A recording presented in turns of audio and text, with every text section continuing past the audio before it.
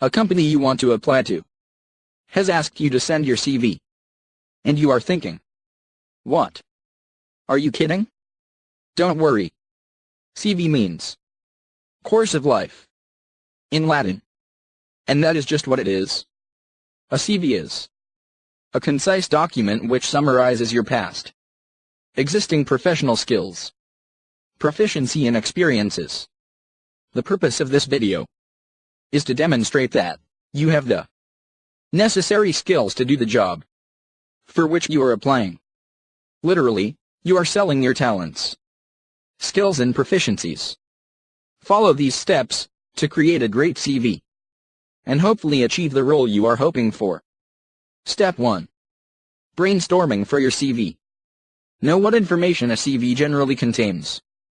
Most CVs include your personal information, your education and qualifications, your work experience, your interests and achievements, your skills, and references.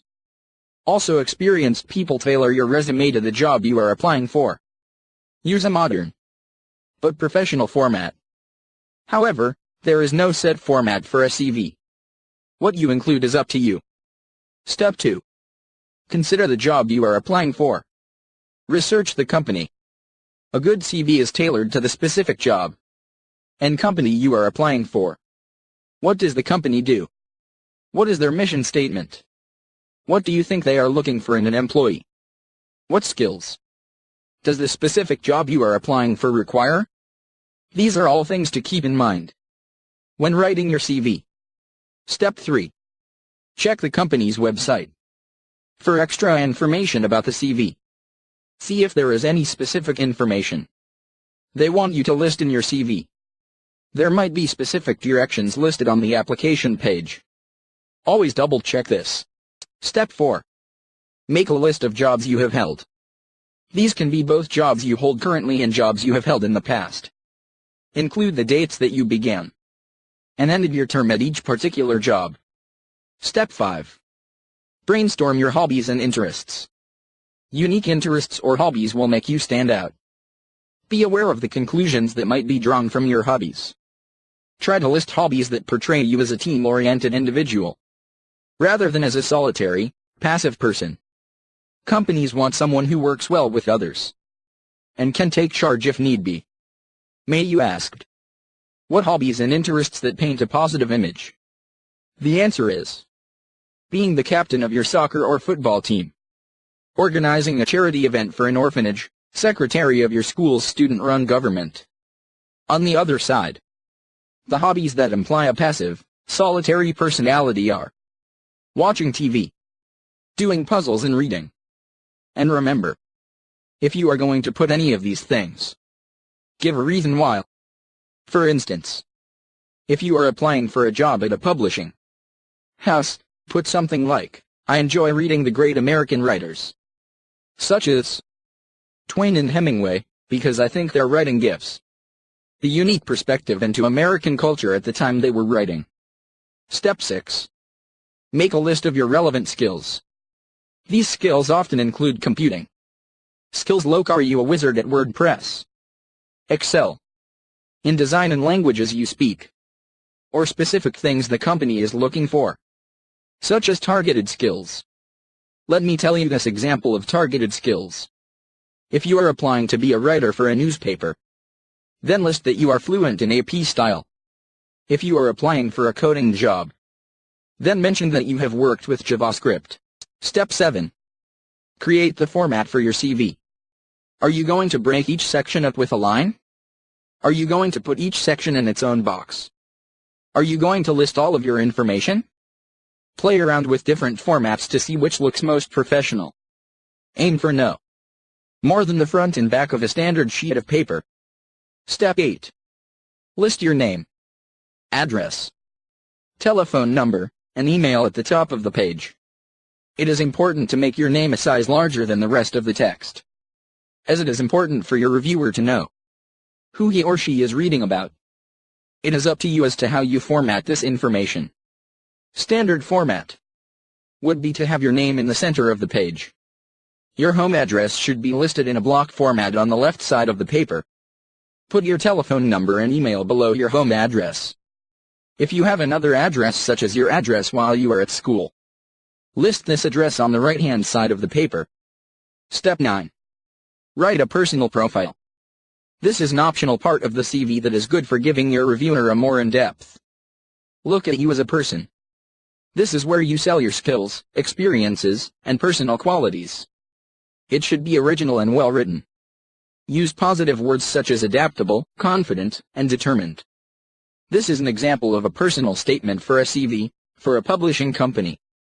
An enthusiastic, recent graduate, looking for an entry-level editorial position that will utilize organizational and communication skills developed as a summer intern at City Light. Step 10. Create a section for your education and qualifications. This section can be at the beginning of your CV, or you can choose to list it after other sections. The order of sections is up to you. List your education in reverse chronological order. Begin with university if you attended, or are attending it, and work your way backwards. List the name of your university, the dates you went there, your major and minor, and your grade point average or levels. For example, you can write the following. Santa Clara University. English and History 2009-2013. Subjects include medieval literature, Victorian literature, criticism of poetry, and history of Great Britain. Obtained a 75% on my second-year exams. Step 11. Create a section for your work experience. This is the section in which you should list all of your relevant work experience. List the name of the company, the location of the company, the years you worked there, and what you did. Start with your most recent job and work backwards. If you have a long list of work experience, only put the experiences relevant to the job you are applying for. For example, you can write the following. Diablo Magazine. Walnut Creek, California, March 2012 January 2013. Fact-checked information. Wrote articles for Diablo's blog. Assisted in researching of material for articles. Step 12. Create a section for your skills and achievements. This section is where you list the things you accomplished at your previous jobs, and the skills you have developed through your experiences. This is also the section where you list any of your published work, lectures you've given, classes you've taught, and so on. For example, you can write these achievements. Successfully took a national bestseller from manuscript to publication. Received certification in copy editing from UC Berkeley. Step 13. Create a section for your interests. You should list any relevant interests that paint you in the most positive light. Choose several interests from the list you created while brainstorming for your CV. Step 14. Create a section for other information.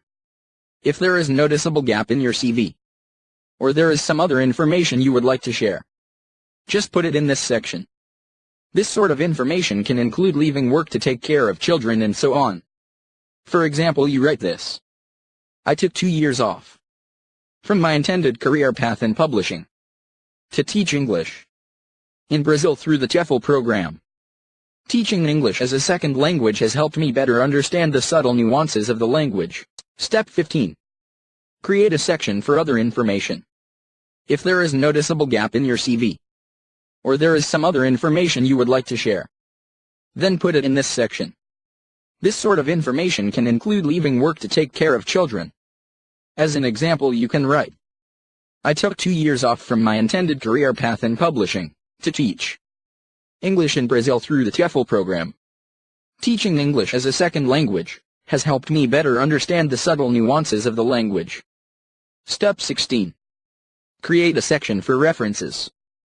These are people you have worked with in the past, such as professors, previous employers, and so on, that have seen your work and can credibly support praises that they give you. The company you are applying to may contact these references to find out more about your previous work. You should talk with the person you would like to list a reference before actually listing them. It is best to double-check that they still have the same number, are okay with giving you a reference, or that they remember who you are. Write down their full names and contact information, including their phone numbers and emails. Step 17. Check your spelling and grammar. Poor spelling is the quickest way to get rejected. If your CV is sloppy or riddled with errors, potential employers will be unimpressed. Double and triple check that you have spelled the name of the company correctly, as well as any companies you have worked for in the past. Step 18. Proofread for any sentences that could be written more concisely. CV that are concise and well written tend to do better than long-winded CV that have repetitive information. Make sure you don't repeat yourself. It's better to list many of your traits than the same few traits over and over again. Step 19. Read your CV as if you were the company you are applying to. What do you think about the layout and the information written there? Do you come across as a professional? Get someone else to read your CV. What do they think could be added or taken out? Would they hire you if they were a company? Step 20. Finally, check the company's application page. Look to see if there are any other materials they would like you to send in along with your CV. Companies may ask for a cover letter or samples of your work, such as articles you may have written. And good luck. Please don't forget to write your comments under this video if have any. Also, please like the video if you think it was good. Subscribe to our channel so we can provide always with the best videos.